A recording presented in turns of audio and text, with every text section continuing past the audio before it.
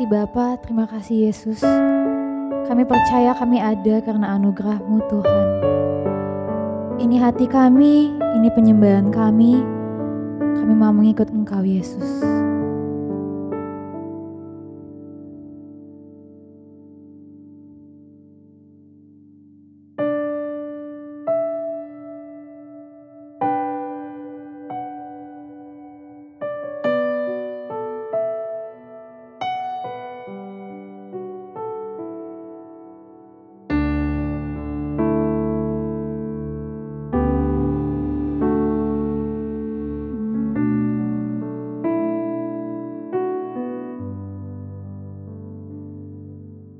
Semua karena anugerah-Mu hari ini ada, bukan karena kuatku, namun karena Roh-Mu. Ku bawa hatiku, penyembahanku, ku semakin berkurang, Yesus semakin bertambah. Mengikut Yesus, itulah kesukaan hatiku. Ku lepas semua hakku untuk mengenal kehendak-Nya di hidupku. Mengiring Yesus, itulah kekuatan hatiku. Ku yakin anugerah-Nya mampu jadikanku hamba yang berkenan selalu.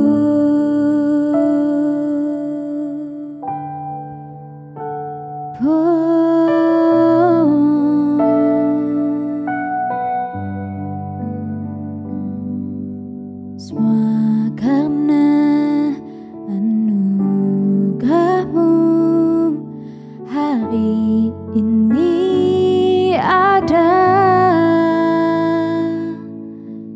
bukan karena kuatku, namun karena Roh-Mu. Ku bawa hatiku, penyembahanku, ku semakin berkurang, Yesus semakin bertambah. Mengikut Yesus, itulah kesukaan hatiku. Ku lepas semua hakku untuk mengenal kehendak-Nya di hidupku. Mengiring Yesus, itulah kekuatan hatiku. Ku lepas semua hakku untuk jadikanku hamba yang berkenan selalu. Ku lepas hakku untuk mengenal-Mu Tuhan.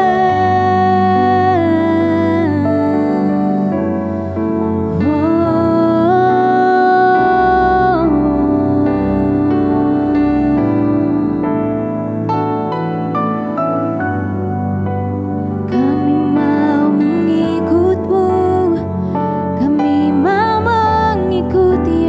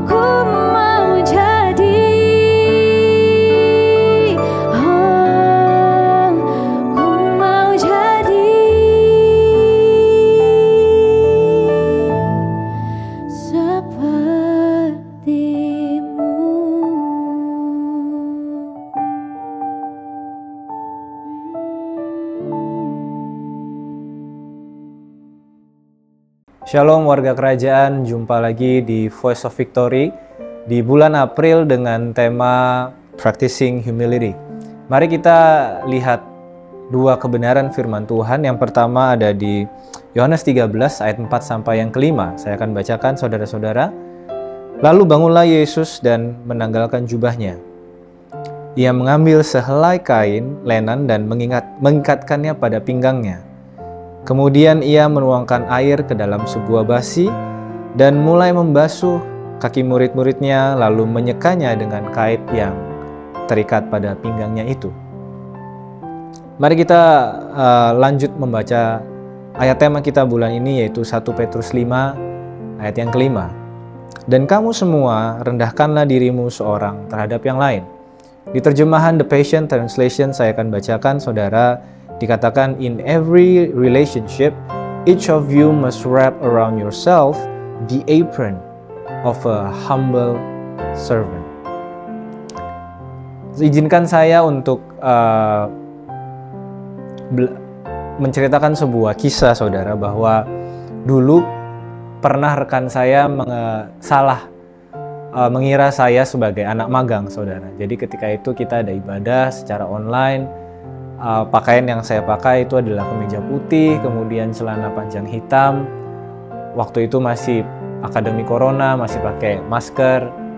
Dia kira saya bukan teman ya, tapi dikira saya adalah anak magang yang baru masuk ke satu perusahaan dan melayani ibadah pada saat itu.